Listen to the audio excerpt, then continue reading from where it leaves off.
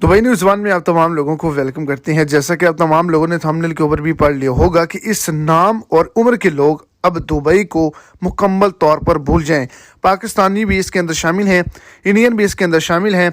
आज के दिन 3 लाख वीज़ों को कैंसिल किया गया है और एक तारीख को भी अनाउंस कर दिया गया है। मुकम्मल तौर पर एक बड़ा और सख्त क्रैक डाउन कर लिया गया है। इसी हवाले से आगे चल के मुकम्मल डिटेल्स आपको इसी शॉर्ट सी वीडियो के अंदर मिल जाएंगी।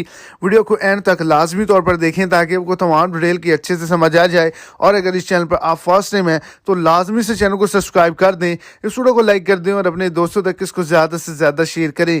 तो अगर आपका नाम फरिश्तों के नाम से रखा गया है, यानी कि मिकाइल, इज़राइल, जिब्राइल, तो आप तमाम लोग दुबई को भूल जाएं।